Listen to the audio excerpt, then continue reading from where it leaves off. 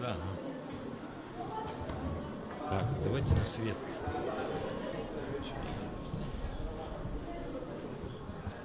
Ко мне ближе, еще поближе, еще поближе, еще поближе. Во.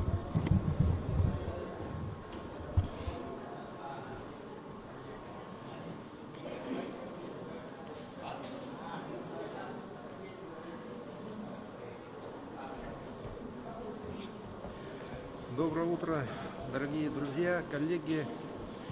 Хочу поздравить всех друзей, партнеров, российскую науку в лице Академии наук Республики Саха-Якутия, Институт мирзатоведения, Институт биологии, Институт естественных наук, ИПС, СВФУ, АГАТУ, все научные коллективы, которые работают в Республике Саха-Якутия, проводят исследования и делают большой вклад в развитие российской науки, а также прикладные направления, которые очень полезны для народного хозяйства Республики Саха-Якутия. Бытность работы в правительстве Республики Саха-Якутия, работая в парламенте Республики Саха-Якутия, я очень тесно взаимодействую с научными светилами нашей республики, опираясь на их научный багаж, опыт. И это позволяет, конечно, органам власти, парламенту вырабатывать совершенно правильные, эффективные решения. Без опоры на науку принимать решения, вырабатывать проекты в принципе невозможно. Поэтому я очень благодарен всем коллегам, представителям научного мира Российской Федерации в Республике Саха-Якутия пожелать успешной работы, творческих порывов, поисков, решений, здоровья, благополучия вам. Спасибо.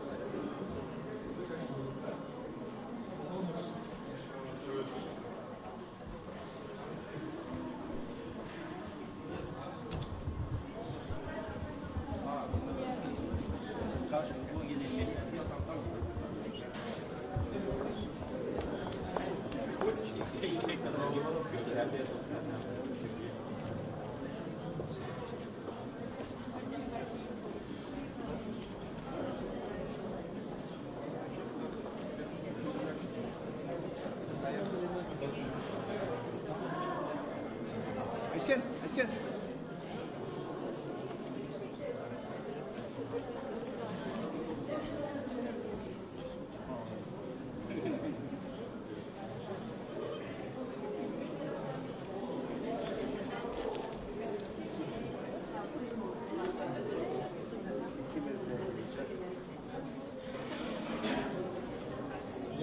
Şimdi hayırlar, sözlükler,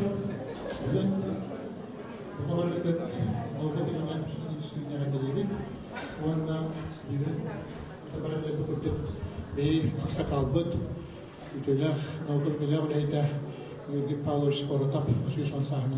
Yani işte ne edilen tarafın hege institut itiran mühite materisi bile vatıllargar onda saya beri kan orang lagi tegar sahaja atau anak udah sekali betul kamu.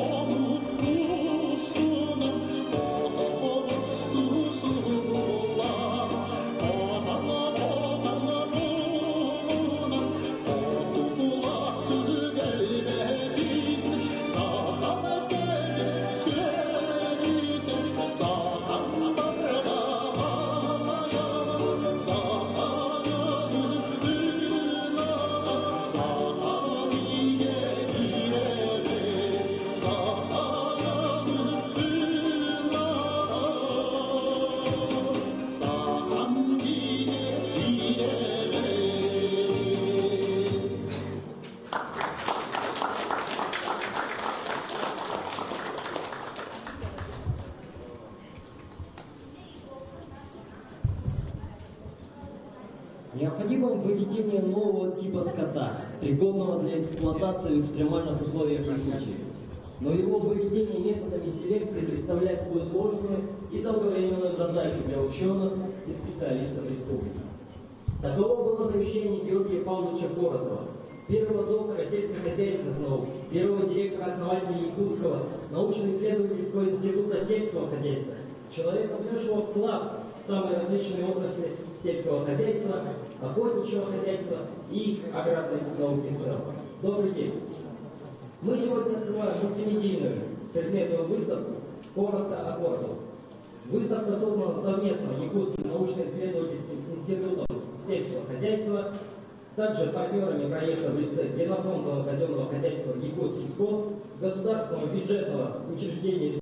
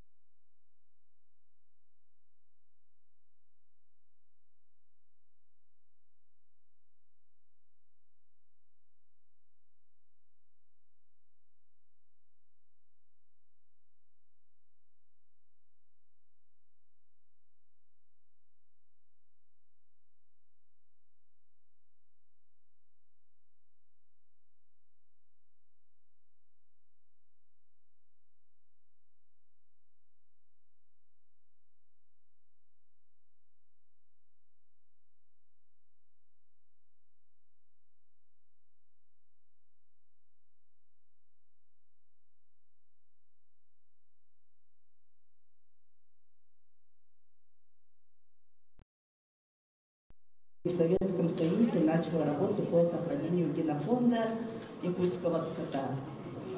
И поскольку деятельность Георгия Павловича Коротова очень многогранна и широка, то мы организовали целый цикл мероприятий, как бы фестиваль, посвященный 110-летию его жизни. Весь февраль будут проводиться мероприятия, посвященные разным направлениям деятельности, таким как животноводство, молочное хозяйство, охотничье промысловое хозяйство и звероводческое.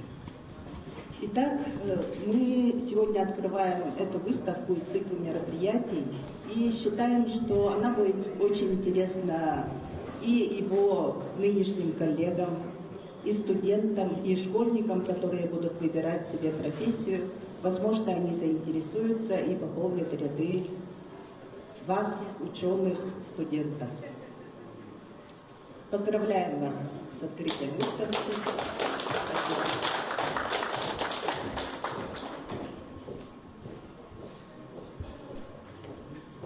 Соединить такое большое количество партнеров для организации выставки, посвященной достаточно узкому вопросу, как одному-детию аграрной науки, удается не каждому. Сегодня мы отмечаем День науки. 8 февраля 299 лет тому назад Петр I Великий основал Российскую академию наук. О программе же серии мероприятий, посвященных 110-летию со дня рождения Георгия Павловича Коротова, и о его биографии слово предоставляется исполняющему обязанности директора Якутского научно-исследовательского института сельского хозяйства Якутского научного центра, доктору биологических наук Чиросову Михаилу Михайловичу. Уважаемые участники открытия нашей выставки, во-первых, хочу поблагодарить вас всех пришедших и самое главное наших партнеров, которые откликнулись на предложение института отметить 110-летие.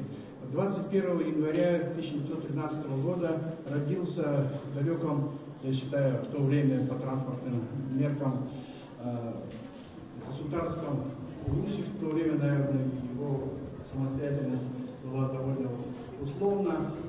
Мальчик, который самостоятельно смог научиться читать, писать, и потом даже уже в определенном возрасте он занимался тем, что просвещал народ, учил взрослой грамотности, и так получилось, что он был направлен в центральный вуз, это был выпускной институт в Балашихе Московской области, который выпустил очень много известных специалистов, в котором работали много ученых из центральных еще более вузов Московского университета и других. Вернулся в республику. У нас сейчас тоже проводится такая же политика, чтобы наши молодые люди учились у нас, учились в центральных, и возвращались и работали. И он в дальнейшем всю свою жизнь, начиная с приезда в 1934 году, в дальнейшем он посвятил нашей республике. Его интересы очень оказались разнообразные. Он начал с клеточного звероводства, потом начал заниматься акклиматизацией американской андатры. Мы уже сейчас, наверное, забыли, что она американская. В дальнейшем он участвовал в работах, посвященных восстановлению соболя, песца, и стал начальником управления охотничьих промысловых животных. В то время это было Министерство сельского хозяйства, и стал заместителем министра сельского хозяйства. Вроде бы вот так идет. В течение, он занимается животными, в основном как бы естественной природы или находящейся в искусственных условиях. И в дальнейшем, конечно, в жизни всех людей того периода обком партии был очень важной такой структурой. Он работал и инструктором обкома партии, и в 1947 году его одного из тех, кто показал себя, в том числе в научной работе, профессор Габашев, это тоже легендарная фигура в истории сельского хозяйства, уже предложили перейти на работу в якутский филиал Академии наук СССР. В то время еще была якутская база, и он начал активно работать и там. Ну и вот у него в то время наука, производство, образование было очень перемешанное, и вот он был везде. И в 1956 году его, как очень опытного организатора, назначили директором Якутского института сельского хозяйства. В 1956 году это ему было только 43 года. Вот молодой, по сути, парень смог организовать из ряда направлений. В то время уже были определенные станции, и он создал институт, который он в 1959 году передал легендарному директору Михаилу Григорьевичу Сафронову, который 28 лет был директором, и вот сейчас институт носит его имя, но в истории любой организации очень важно директор-организатор. И вот у нас Георгий Павлович, директор-организатор, в дальнейшем институт и много-много направлений. Был период, когда общая численность сотрудников доходила по всем ПХ, хозяйствам несколько тысяч человек. Конечно, это был период совсем другой исторический, но до сих пор мы являемся крупнейшим центром аграрной науки на северо-востоке России минимум и в Дальнем Востоке в том числе. То есть в этом плане большой вклад внесли те направления, которые Георгий Павлович у нас осуществил. И я приглашаю всех посещать выставку в обычные рабочие дни, ну, кроме понедельника и вторника. приходите, студенты, смотрите, изучайте. Она у нас готова на 99%, там еще кое-что мы добавим. Я хотел бы сейчас сказать большое спасибо партнерам, потому что, по сути, на большую часть экспонатов выставки это наша совместная работа. И я хотел бы, чтобы сейчас мы аплодисментов поблагодарили людей, которые внесли огромный вклад. Но в первую очередь я хотел бы поблагодарить генофондное казенное предприятие «Якутский скот» и лично директора Артемьева Александра Еремеевича. Он сейчас находится в аэропорту, готовится вылететь на очень большое мероприятие. Давайте поаплодируем. Большое спасибо. У них сегодня будет дегустация. Мы очень постарались. Я вот вижу по количеству народа, получится ли всех накормить, но успевайте в плане. И еще есть учреждение, которое в свое время, от которой отпочковалась компания «Якутский скот», это Саха Агроплем, Жирков Алексей Дмитриевич, он здесь, с нами аплодисменты. Алексей Дмитриевич за поддержку, очень хорошие экспонаты, которые во многом составлены. Между прочим, у них есть свой музей, такой небольшой ведомственный, в котором еще больше экспонатов. И вот Татьяна Андреевна здесь у нас, наверное, будет главный экскурсовод по нашей выставке сегодня. Это основной, ну, это как бы главный организатор, но это не было при поддержке наших министерств, Министерств сельского хозяйства в первую очередь, потому что они тоже определили ауру. И здесь у нас Осипова Галина Николаевна. Галина Николаевна, аплодисменты, Галина Николаевна, наш глаз по науке.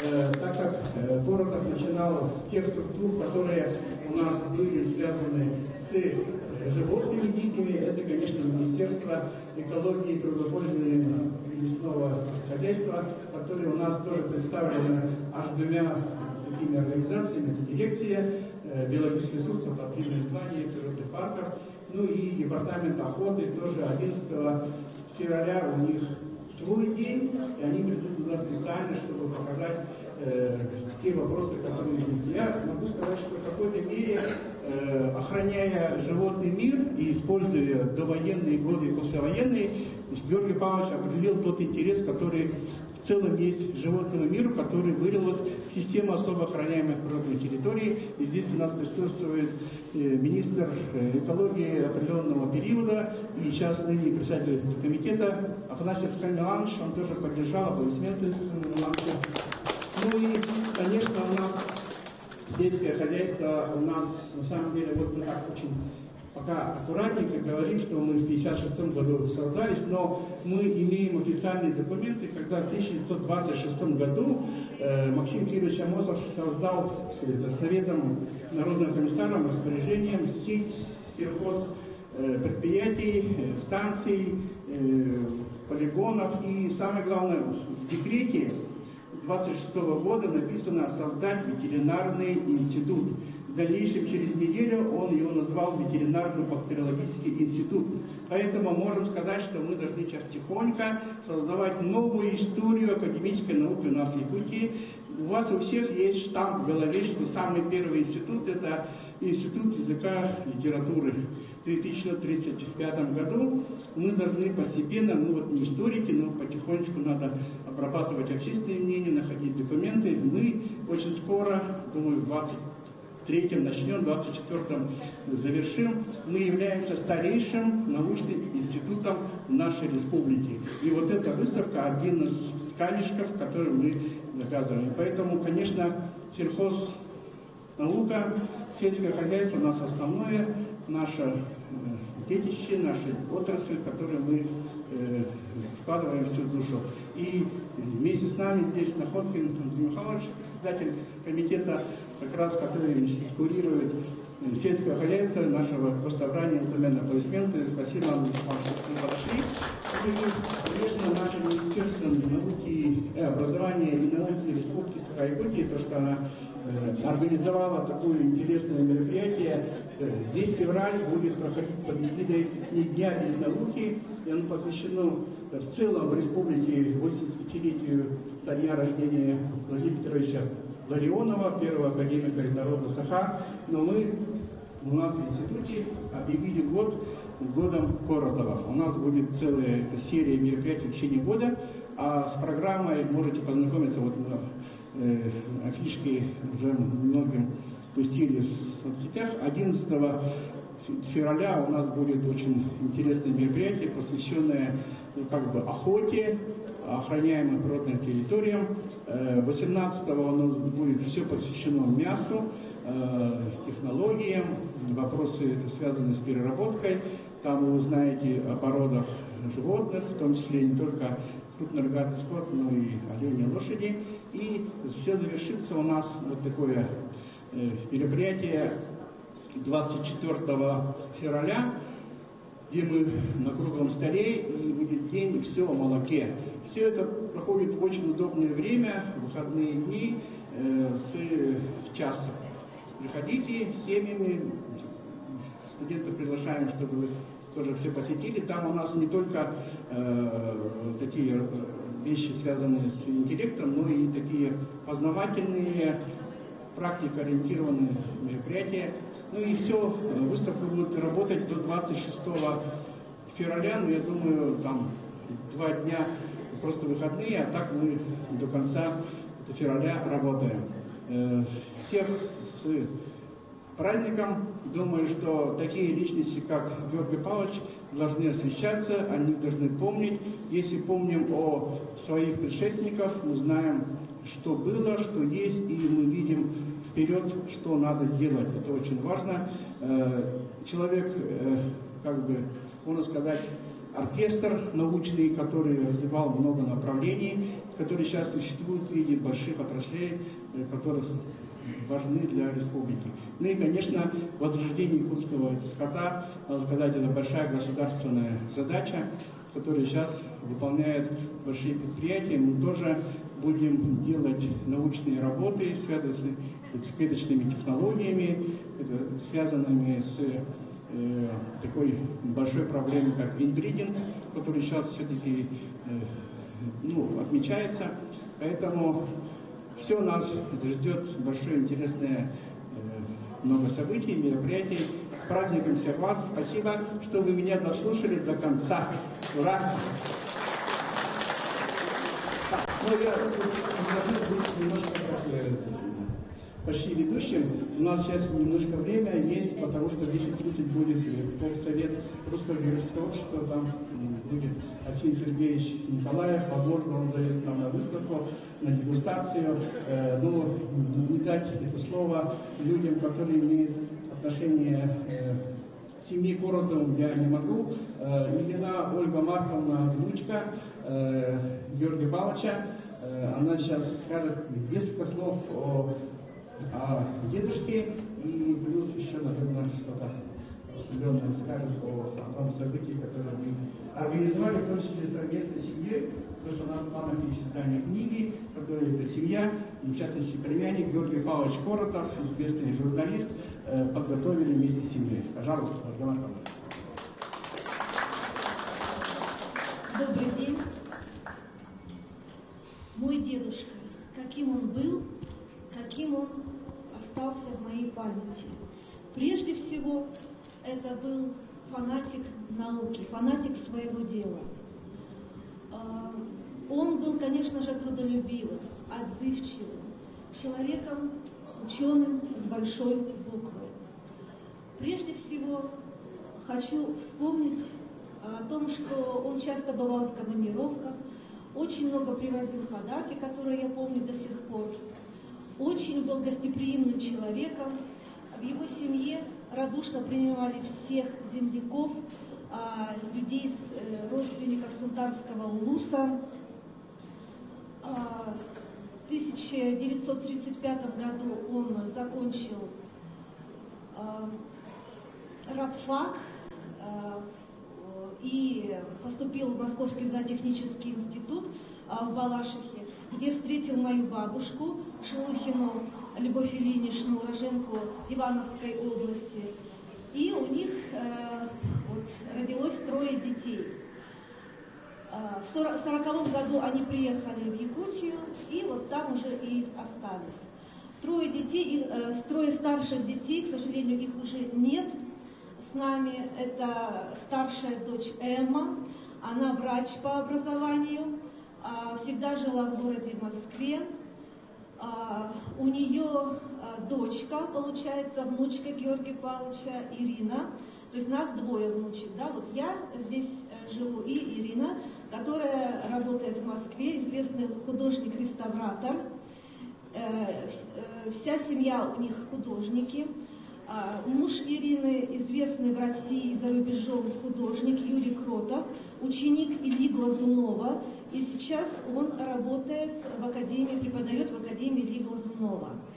А внук, получается, правнук Георгия Павловича, тоже известный художник, закончил институт имени Сурикова.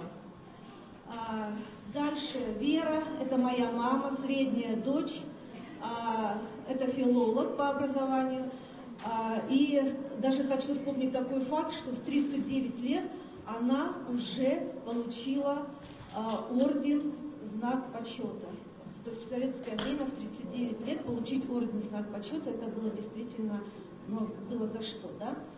И младший сын Георгия Павловича Сергей, он проживал в Ульяновске, вот в 2021 году его уже не стало. Ну и я, внучка, в данный момент я работаю в Северо-Восточном федеральном университете, кандидат педагогических наук, доцент.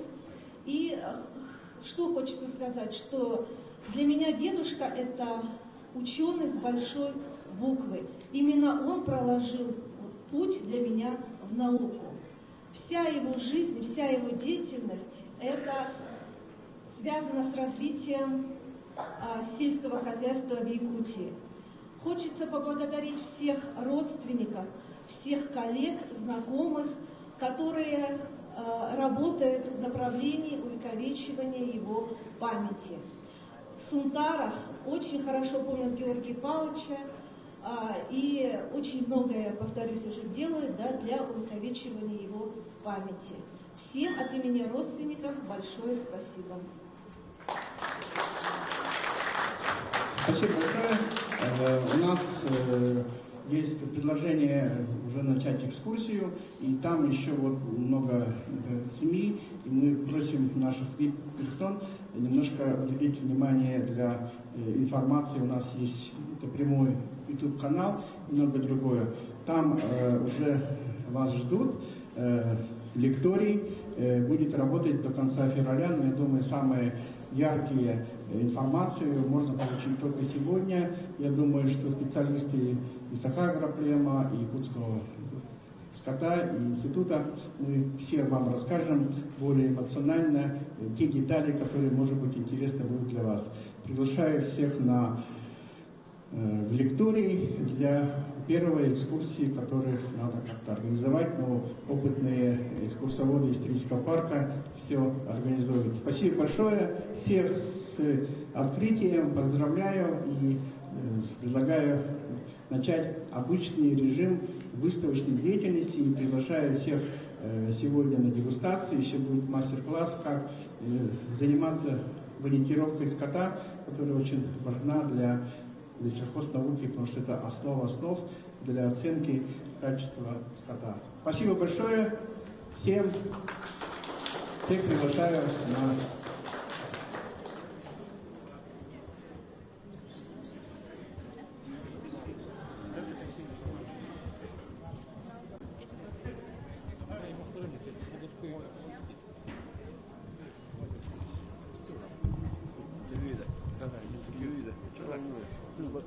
Можно тихо-тихо говорить. Делай.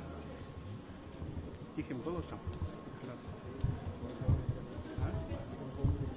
Да. Олег.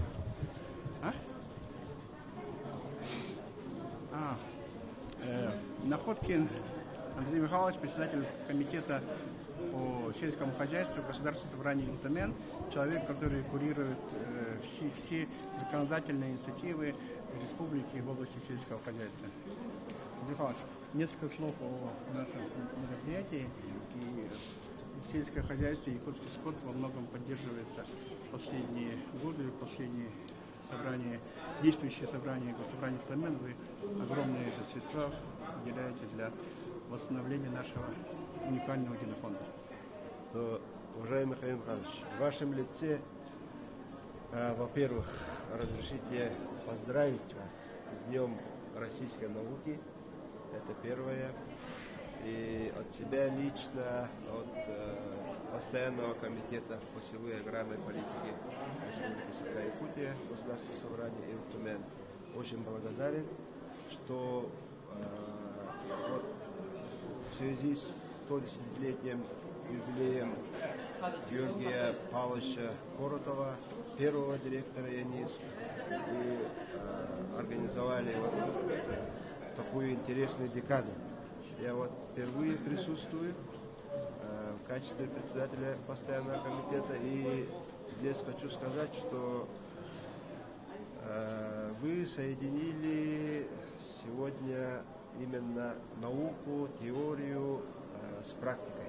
Мы сегодня все увидим, практическую часть применения именно в нашей жизни, повседневной жизни, достижения науки. Но о Георгии Павловиче говорить можно очень много. Но самое главное, что он был у истоков именно института, у истоков создания сельскохозяйственной науки. И сегодня я с большой надеждой выражаю, что эта декада, эти все 10 дней пройдут интересно и будет много посетителей. Еще раз поздравляю, и Государственное собрание, сельскохозяйственную науку и наш комитет всецело поддерживает. Вы это очень хорошо знаете. Спасибо большое. Мы знаем, что у нас Арсений Сергеевич увеличил финансирование на сельхознауку, но это без вас не прошло, без поддержки на уровне комитета, Ультамен. Поэтому большое спасибо. Там уже идет выставка. Уважаемые коллеги, у нас сейчас идет выставка, будет там мастер-класс по дегустации и такой мастер-класс по оценке бонитировка, так называемый метод оценки качества животных. Все это проходит там. Пожалуйста, идем туда.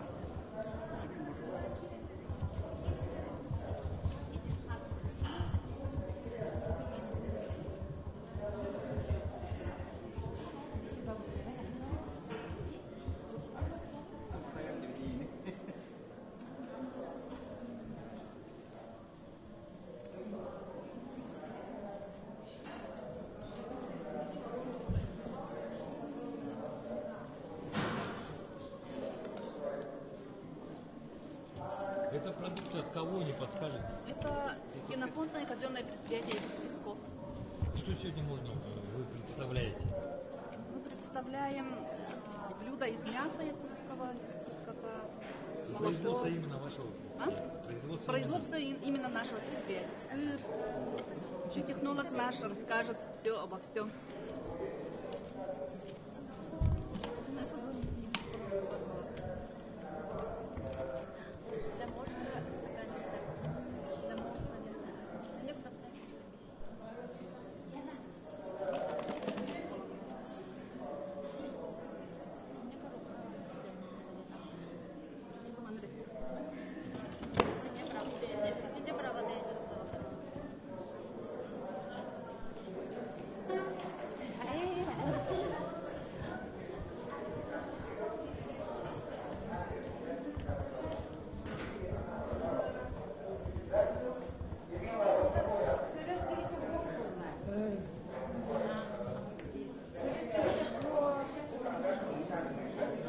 И так далее. Сейчас у нас такое решение не имеет, но успешно она использовалась в народном хозяйстве. Также Георгий Павлович Коротов имеет большой вклад в деле увеличения количества соболей, которое очень сильно в свое время подсократилось. Мы знаем, что в царское время соболями платили ясами, и поэтому количество соболей тогда очень сильно сократилось. Стоят экспонаты, предметы, которые использовались для осеменения. скота. Да, использовались они в советское время, в 40-х годах. И вот эти пинцеты использовались и в более позднее время. Татьяна Андреевна, даю вам слово. Это старинные инструменты, которые сохранились еще в музее Института Всесоюзного института, Всероссийского института животноводства. И они вот 40-30-го годов, в которых тоже Илья Иванович, те ученики, Милованов, Соколовская, Смирнов, вот они вот это все сделали сами. И это старинные предметы, которые использовались еще в 40-е годы, когда только искусственное изменение начиналось. Так что вот оно тоже как бы причастно к Коротову. Почему? Потому что он как ученый внес свой вклад тоже в организацию искусственного изменения не только Якутии, но и, можем сказать, даже по всему Союзу, скажем. Спасибо. Да, якутский скот активно смешивался с симментальской породой. Симментальская порода, это порода, выведенная в Соединенных Штатах, да, в Канаде. Мясная молочная порода. И вот для улучшения породы якутского скота, именно для выведения скота, который был пригоден к нашим климатическим условиям, как раз смешивались с симментальской породой. Да? Также немножко смешивали с холмогорской породой.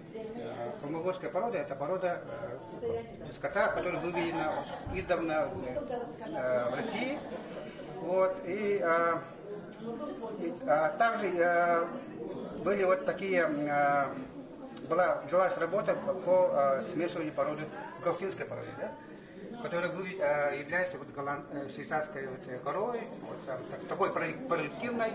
Есть новости из Китая, там, оказывается, клонировали галштинскую породу, и сейчас у них в Китае есть 3 теленка, и вот через несколько лет китайцы хотят достигнуть стада, поголовья стада более 1000 голов галштинской породы путем клонирования. Да?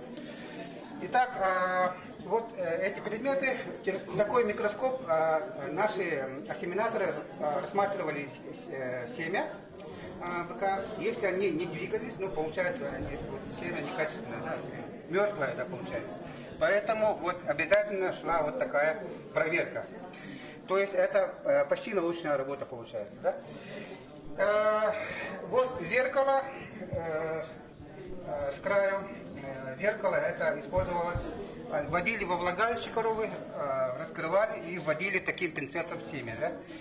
Да? Это зеркало баранье для овцы используется, а коровье оно, конечно, большое. Да, вот они стоят. Подходим мы к нашему одному из основных экспонатов нашей выставки. Это бык Раджу, у которого вывели более 7000 доз семян. Да? И сейчас во владении Республики Саха находится более 5000 доз семян. Рядом с Раджу мы видим контейнера, в которых перевозили ассимиляторы семя, да? Якутский скот очень небольшой, он в холке, земли до холки он 120 сантиметров не превышает. То есть очень маленький, да? Ноги короткие, сам он длинный, голова большая, и шерсть очень густая, больше 6 сантиметров вырастает шерсть. То есть по шерсти очень, благодаря этой шерсти, по шерстку, жиру, да, якутский скот очень устойчив к холодам. То есть он вообще не мерзнет по сравнению с другими породами. Да? И, конечно, боится дождя. Если дождь выпадет, то скот будет мокрый, потом, если будет ветер, то он может заболеть и умереть. Да? Также якутский скот не подвержен болезням разным, то есть бруцеллез, туберкулез, ему не страшен. Да? И вот в этом отношении он очень такое крепкое животное. Также очень неприхотливая, да, мы знаем, каковы якутские хатоны, да, такие низкие, маленькие, тесные и очень там вонючие, да, в таких условиях моя бабушка, например, работала, она доила коров.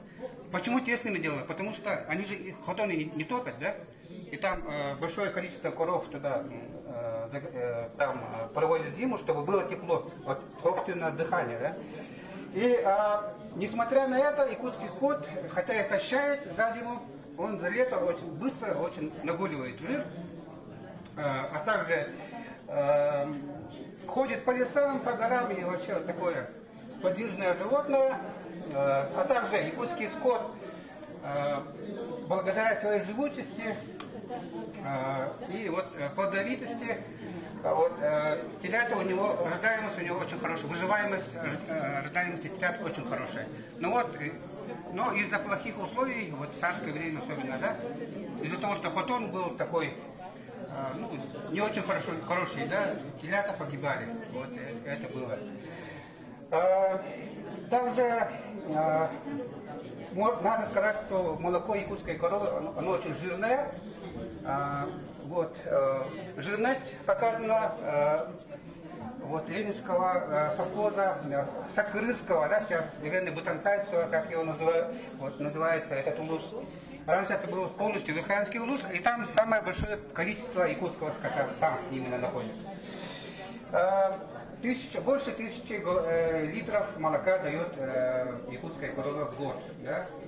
Совершенский пишет в своей монографии Якуты, что якутская корова давала более 5-6 бутылок молока в день. Но если при хорошей кормежке якутский скот дает молоко, конечно, больше. Пересмешивание тоже больше дает. Как в царское время было. Якутские бедняки все лето косили, запасали сено, оно в феврале заканчивалось, да? Заканчивалось. И в марте наступал голодный период. И скот начинали кормить тальником, да? Ивовым тальником, чтобы как-то выбраться из положения. Конечно, бая давали в долг сена, и бедняки входили в кабалу, да, из-за этого. Потому что сено заканчивалось в феврале-марте. Якутский скот очень древний, он туранский называют, то есть он родственник монгольского скота. Монголо-туранский, да. Монгольский скот очень похожий, да? Очень похож, но Совершенский пишет в своей монографии, что якутский скот, видимо, смешивался с яками, потому что очень какие-то на яка похожие, похожий скот есть в Якутии, и сейчас, яков доводит с 70-х годов, и смешивание с яками тоже дает хороший результат. Потому что яки, их в Монголии много, это очень неприхотливое такое и мясное животное. И как раз крепость якутского скота увеличивается путем смешения с яками. Сейчас хочу дать слово следующим нашим.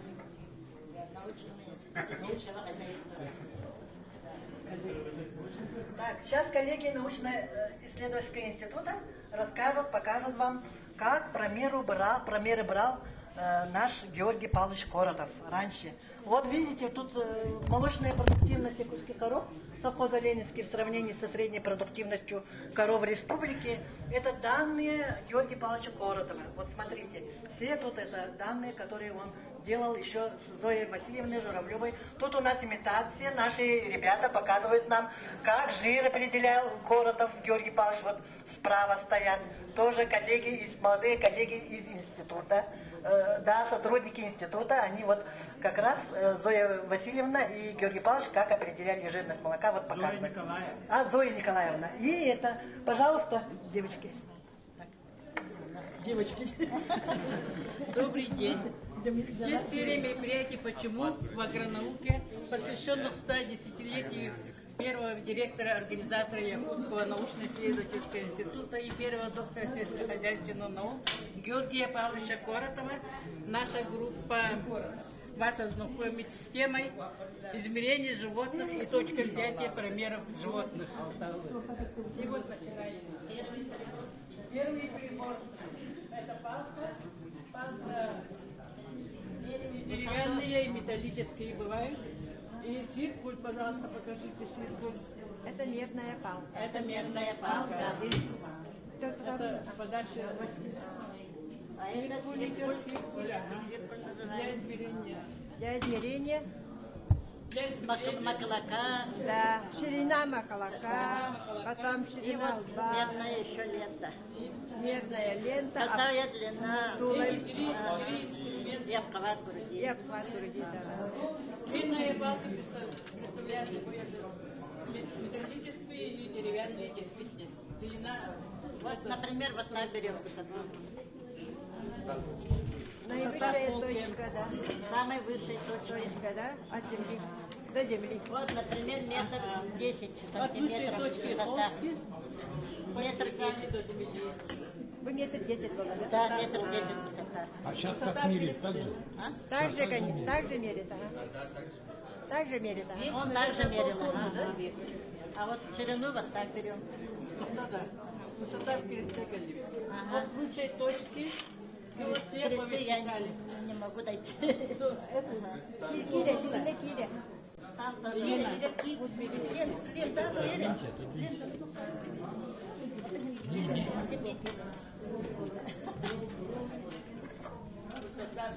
Можно?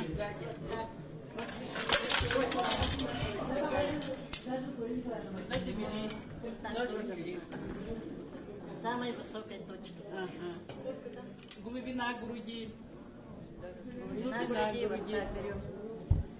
Нет, нет. Давай, не Глубина груди. А, глубина груди. Так,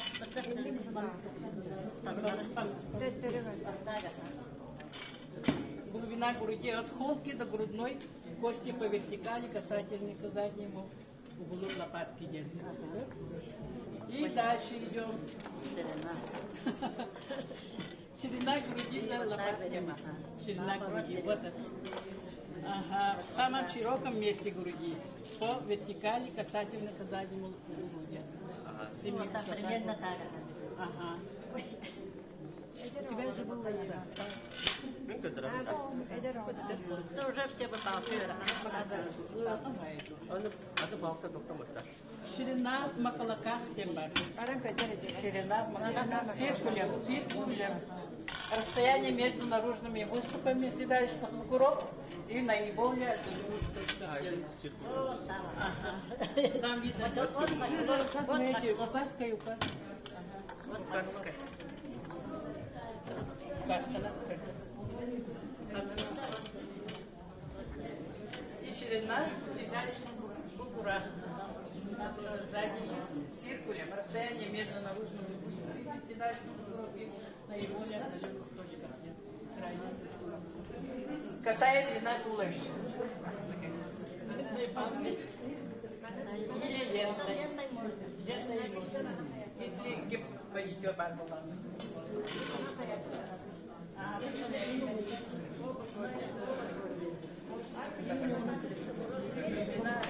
Палками деревянными и железными.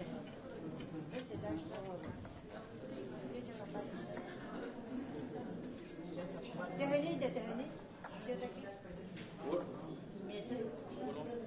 Метр вон и театр.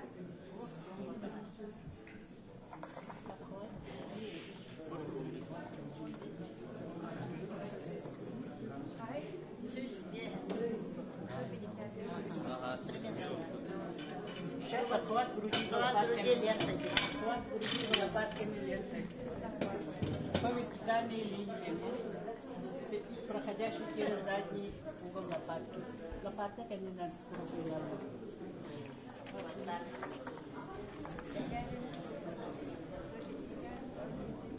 И что, поделитесь секретом, он же двигается, как можно измерить?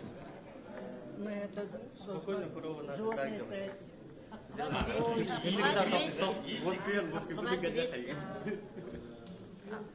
Длина головы.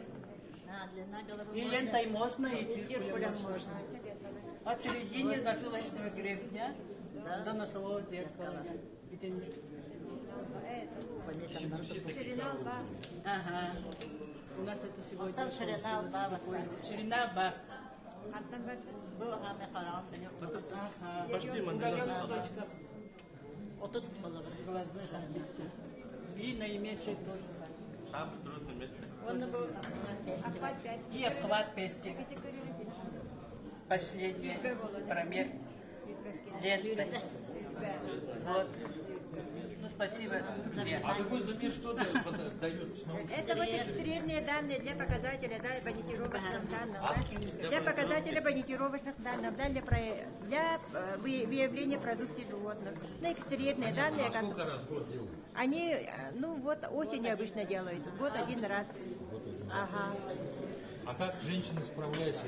Он же живой. Конечно, это вот специалисты же, специально селекционеры. У них там комиссия есть, ага. Они все знают за технику, те, которые проводили. Но никто не усыпляет, да, животных? Нет, нет, да вы что? Да вы что? Спокойные стоят.